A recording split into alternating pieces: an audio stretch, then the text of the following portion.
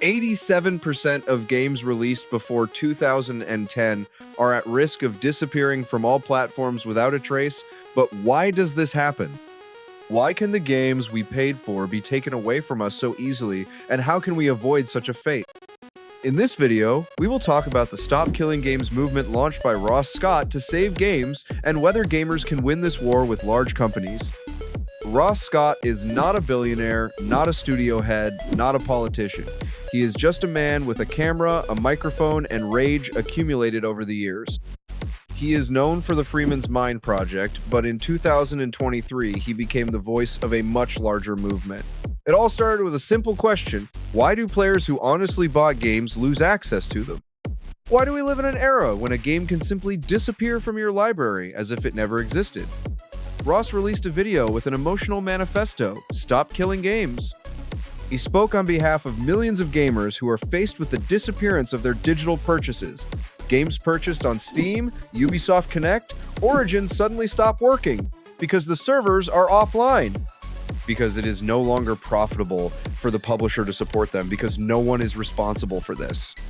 He starts a petition with a simple and powerful demand: if a game is sold for money, it must remain available even if the servers are offline.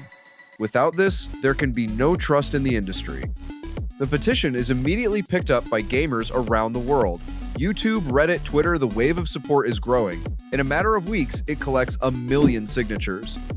This is no longer just an online campaign, it is a symbol of resistance. Stop Killing Games is turning into a global movement, and it all started with one person who refused to remain silent. Today, many AAA games are built on the game-as-a-service model. This means that most of the content and functionality depends on a constant connection to the servers. It is convenient. It is profitable, but it is also mortally dangerous for preserving the gaming legacy. When the servers go down, the game dies, even if you paid for it, and even if you have it installed, it just stops working. Games like The Crew, a racing game that relied entirely on servers, have already been hit. After they went down, it disappeared, even for those who bought the disc. Battleborn, a multiplayer shooter that was destroyed when the servers went down. No offline functionality was provided. Darkspore, even the single-player campaign, couldn't save it. The game became completely inaccessible. Ross Scott compared it to buying a DVD movie and having the player refuse to play it a couple of years later on orders from the studio. It's absurd. But in the digital space, it's become the norm. The games as a service model undermines the basic idea of ownership. We don't buy a game, we rent access. At any moment, everything can disappear, and this is the basis of the Stop Killing Games movement. Ross says, if you can't play the game you bought, you're not the owner. You're a victim. Legally, buying a digital game isn't really a purchase. It's a license to use, not an acquisition of ownership.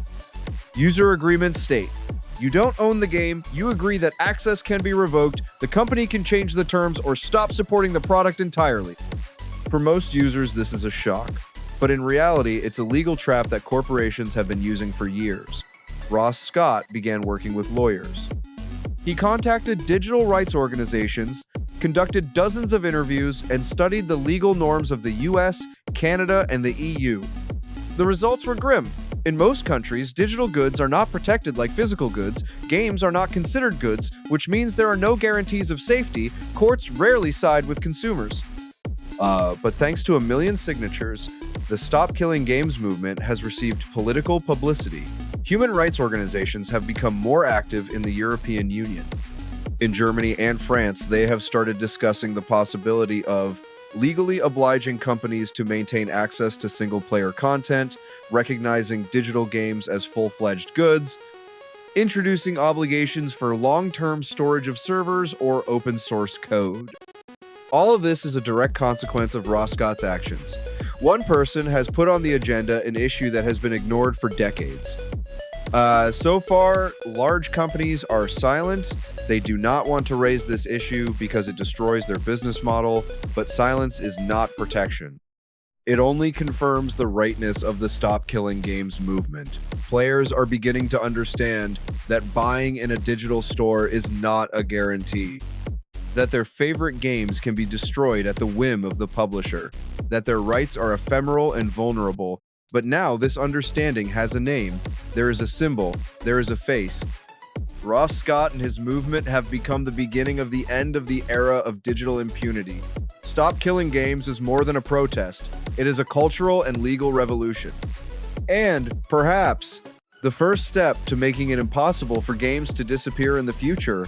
We are on the cusp of change. And it is up to us whether we allow the industry to continue to kill games or force it to reconsider its rules. And so far, thanks to our joint efforts, players are winning this digital war.